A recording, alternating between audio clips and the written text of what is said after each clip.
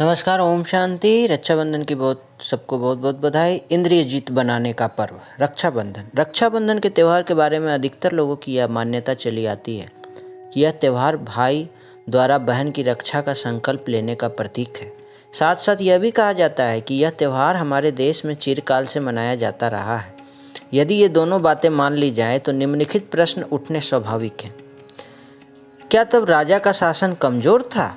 यदि हमारे देश में हर बहन अपने हर भाई को हर वर्ष रक्षा सूत्र बांधती थी, तो क्या हमारे देश में अपराध इतना बढ़ा हुआ था कि हर कन्या माता बहन को भय बना हुआ था और वह अपनी लाज को खतरे में महसूस करती थी?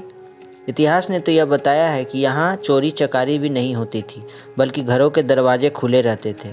इसके अतिरिक्त यह भी कहा जाता है कि राजा के गुप्तचर वेश बदलकर पता लगाते थे कि किसी पर अत्याचार तो नहीं हो रहा है, कोई दुखी तो नहीं है और कोई अपने जान व माल को खतरे में तो महसूस नहीं करता। यहाँ तक कहा जाता है कि राजा स्वयं भी वेश बदलकर अपनी प्रजा की हालत का पता लगाता था। तब राजा का मुख्य कर्तव्य ही अपने प्रदेश को बाहर के आकर्षणों से और अपने राज्य के भीतर के कुछ इन्हें गिने चुने अपराधी लोगों से रक्षित करना होता था। ऐसी स्थिति में रक्षा की समस्या का ऐसा विकराल रूप तो रहा ही नहीं होगा कि हर बहन हर भाई को हर वर्ष राखी बांधे। क्या प्राचीन काल में उपनगरों में ऐसे अपराध होते होंगे? फिर उस काल के भारत में कोई इतने बड़े बड़े महानगर तो होते नहीं थे, जैसे कि आज दिल्ली, कोलकाता, मुंबई या अन्य ऐसे शहर। तब तो भारत आज की अपेक्षा अधिक कृषि प्रधान ही देश था, जिसमें अधिकतर ग्रामों, उपनगरों या छोटे छोटे नगरों में ही लोग बसे हुए थे और उनमें मेल जोल और लेन देन ऐसा होता था कि जैसे एक बड़े परिवार के सदस्यों में होता है। तब लोग अपने ग्राम के लोगों से प्रायः परिचित होते थे और वे मर्यादा तथा नैतिकता पर भी ध्यान देते थे। तब ऐसी स्थिति में अपहरण, छेड़छाड़ या लाज लूटने की वारदातें भला कैसे हो सकती थी? तब तो हर व्यक्ति अपने गांव की बहन को दूसरे गांव में चले जाने पर भी सदा अपने गांव की बहन मानकर एक भ्रातृत्व स्नेह की दृष्टि से व्यवहार करता था। ऐसी व्यवस्था में और ऐसे वातावरण में भला अपने मान की रक्षा को एक समस्या मानकर अपने भाई को राखी बांधने का प्रश्न ही कैसे उठ सकता था? नामकरण, मुंडन, उपनयन आदि संस्कारों की तरह इसकी आयु निश्चित क्यों नहीं? हमारे देश में कुछ संस्कार ऐसे हैं जो कि एक विशेष आयु आने पर किए जाते हैं। अतः यदि लाज की रक्षा का प्रश्न रक्षाबंधन त्यौहार से जुड़ा होता तो कन्या द्वारा एक विशेष आयु प्राप्त करने के बाद और विवाह से पहले ही रक्षाबंधन मनाने की रस्म प्रचलित होती। 3 वर्ष की कन्या जिसकी लाज की रक्षा का प्रश्न ही नहीं उठता है, उसके द्वारा 2 वर्ष की आयु के भाई को, जो कि रक्षा करने में बिल्कुल अक्षम है, इस दृष्टिकोण से राखी बांधने का क्या प्रयोजन है?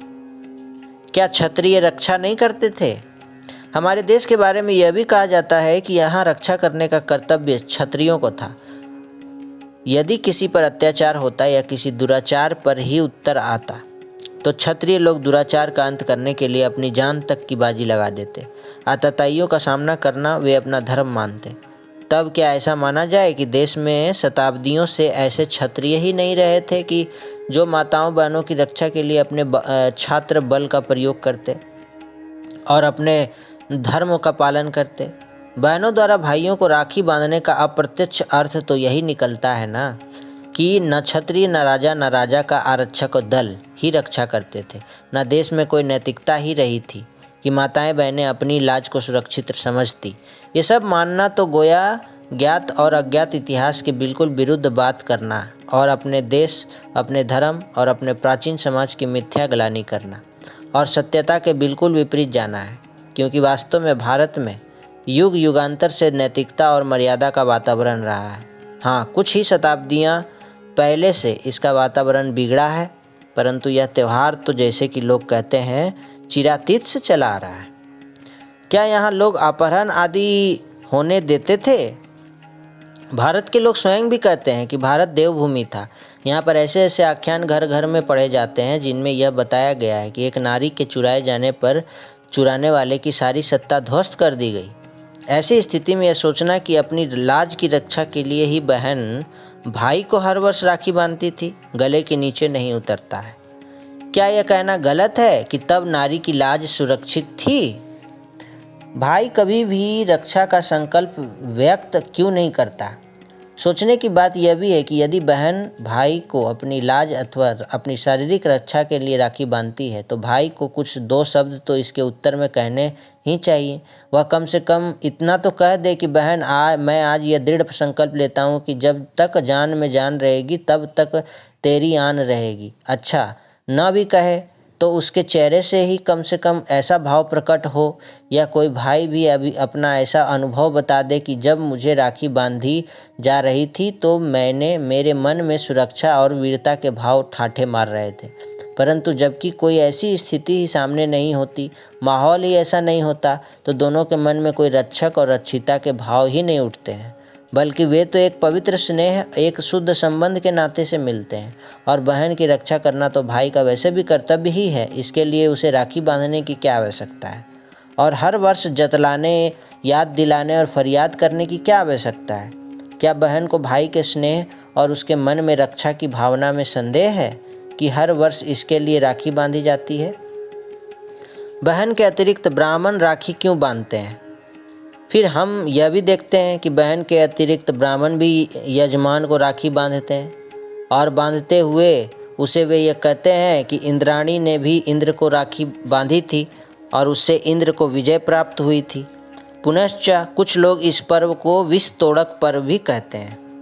अतः यदि यह त्यौहार भाई द्वारा बहन की रक्षा के संकल्प का ही प्रतीक होता तो आज तक ब्राह्मणों द्वारा राखी बांधने का रिवाज न चला आता। इससे तो यह विदित होता है कि यह त्यौहार बहनों को भी ब्राह्मणों का दर्जा देकर और भाई को यजमान की तरह से राखी बांधने का प्रतीक है, क्योंकि दोनों द्वारा राखी बंधाए जाने की रीति भी समान ही है। रक्षाबंधन का वास्तविक महत्व आइए जानते हैं। यदि ऊपर बताई गई बातों को ध्यान में रखते हुए विचार किया जाए तो मानना होगा कि यह त्यौहार एक धार्मिक त्यौहार है और यह इंद्रियों पर विजय प्राप्त करने के संकल्प का सूचक है, अर्थात भाई और बहन के नाते में जो मन, वचन और कर्म की पवित्रता समाई हुई है उसका बोधक है।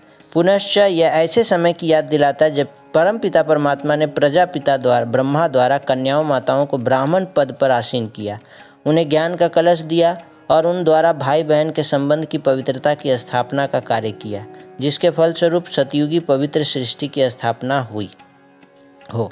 उसी पुनीत कार्य की आज पुनः पुनरावृत्ति हो रही है। ब्रह्मा कुमारी बहनें ईश्वरीय ज्ञान और सहज राजयोग द्वारा ब्राह्मण पद पर आसीन होकर बहन भाई के शुद्ध स्नेह और पवित्रता के शुद्ध संकल्प की राखी बांधती हैं। सो फ्रेंड्स, वैश्विक प्रेम के प्रतीक रक्षाबंधन पर्व तथा सतयुगी दुनिया के महाराज कुमार श्री कृष्ण के जन्मोत्सव जन्माष्टमी की पर्व की आप सबको कोटि कोटि बधाई हो, बधाई हो, बधाई। ओम शांति, धन्यवाद।